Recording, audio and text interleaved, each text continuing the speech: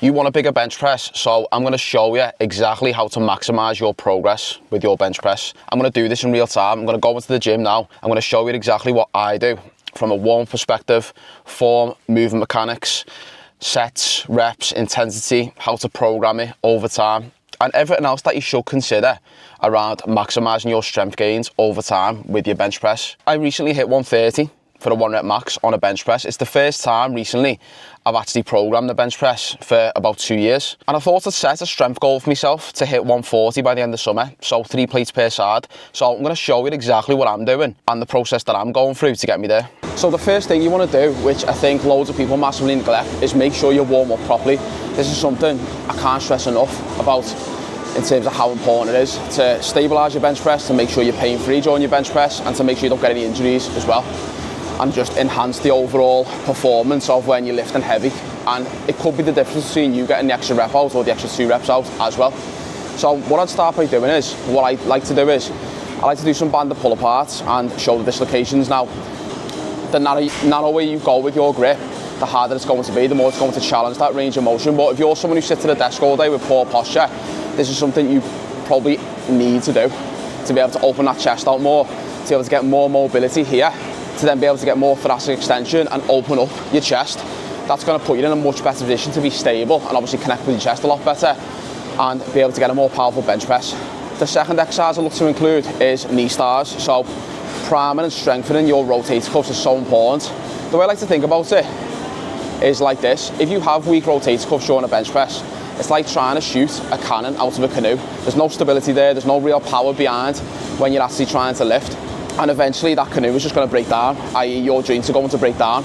That's where pain starts to come in, that's where niggles start to happen. When I used to neglect this when I was younger, I used to get loads of shoulder impingements when I first started bench pressing. And don't get me wrong, you might be able to get away with it for so long, but eventually it will catch up with you. And I feel like it's just an essential exercise to do for me personally anyway, before I do any sort of bench press.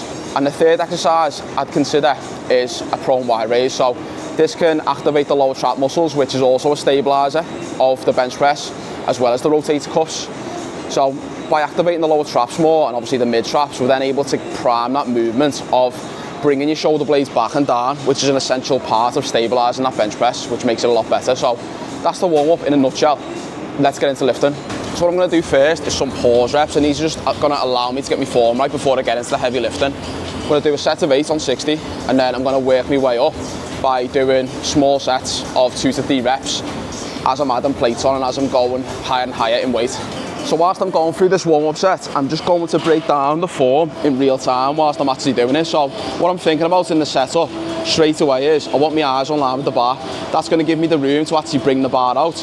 And then in terms of my grip, I normally like to go just inside the little circle line here. You'll notice on barbells, there's like a little metal smooth circle bit. I like to put my pinky finger on the inside of that.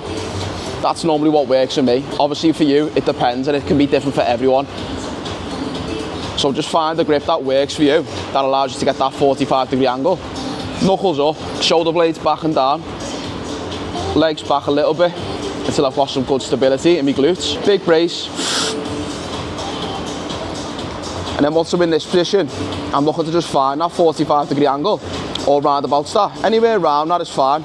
And then I'll bring it down towards the lower part of my chest, nice and slow, until I find that angle. This is obviously a pause set, so I'm just getting the tension in my pecs at the moment, and then driving from there above my shoulders. So you might not be able to see it from that angle, but when I touch the bottom of my chest, I'm then trying to drive it above my shoulders to create almost like a diagonal straight line. And my knuckles were a bit further back then. I want them up for more stability and power. And then it's more comfortable on the wrist as well too. And that's literally all I'm doing with this bench press. Shoulder blades are back and down at all times for that stability. And I'm making sure I'm bracing. I'm inhaling, I'm holding my breath before I go down. And then I'm keeping that brace until I get back to the top. Second warm-up set at 80 kilos. Don't like to waste any energy in my warm-up sets. That's why the reps are now going to be lowered. I like to save as much energy and intensity as possible for those top sets.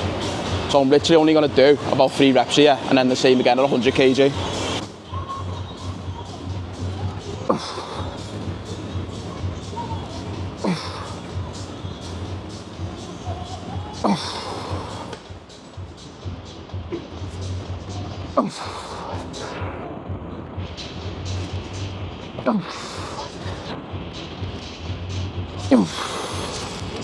So that's the warm-up set done. Make sure you have plenty of rest between warm-up sets as well. So for the same reason as lowering your reps for the second and third warm-up set, just make sure you're as fresh as possible and going into your working sets. Honestly, if you don't nail that process in your warm-up, that could be the reason that you fail way too early, and it could be the difference between you getting an extra 3 reps or you failing way before that. Don't use your warm-up sets to fatigue yourself. Use them to prime your body, to get your body ready to lift heavy. So we've got 115 on the bar. Let's see what we can get out. I'm expecting anywhere between 3 and 5 reps.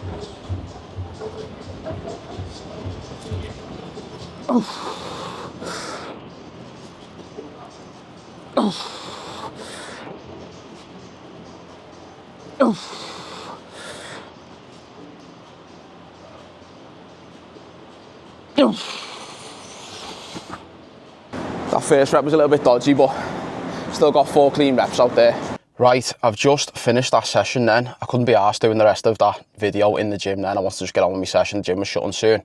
So I've just finished the rest of my upper body session. But what I wanted to talk about, just to finish off, is sets, reps and intensity. So what I normally do when I'm looking to maximise strength gains is a lot different than when I'm trying to maximise muscle growth. So I'll generally tend to spend a lot of my time in the low rep ranges between like 1 to 6 reps. That's what I recommend you do. The reason for that is because when you're trying to specifically develop your max strength, you need to be lifting more specific to your max strength. So that means actually lifting close to your 1 rep max. Now, between like 80 and 95% is normally the sweet spot. So just as a simple rule of thumb, in the way that you periodise this into a block, spend most of your time within that percentage of your 1 rep max. You can actually use this relative intensity chart here. If you're watching on the telly, take a picture of it. If you're watching on your phone, screenshot it. That is your strength training Bible. That's what I go off to program for me, and obviously program for my clients as well when they're going through strength phases. And there's a million different ways you can use that and periodise it, but just make sure you're generally lifting within that region, within a 1 to 6 rep range, within 80 to 95%.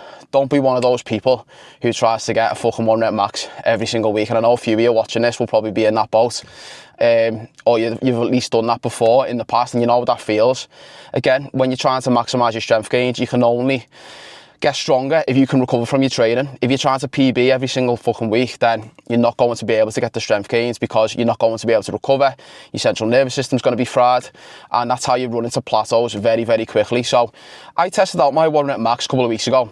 I'm not going to revisit that for a while now. I'm going to spend a long period of time within that 80 to 95% zone, developing my strength, and I'm leaving 1 to 2 reps in reserve within that as well. So you'll notice on that relative intensity chart, there's guidelines on the side there. Now, I would personally just recommend sticking within the medium heavy and the heavy zone. That's normally going to basically give you 1 to 2 reps in reserve. And if you know what your exact 1 rep max is, the way you calculate this is essentially just take one of those percentages and then obviously work out your percentage of your 1 rep max. That then gives you the guideline for the intensity and then what that load should be for X amount of reps, which you can see across the top column. That'll give you your guidance you need if you want to get more specific with it and calculate it. But if you didn't want to calculate it, just generally look to stick within that 1 to 6 rep range, 80 to 95%, 1 to 2 reps in reserve, and just cycle through that over a 5 to 6 week block before, again, you come back to maybe testing a 1 rep max.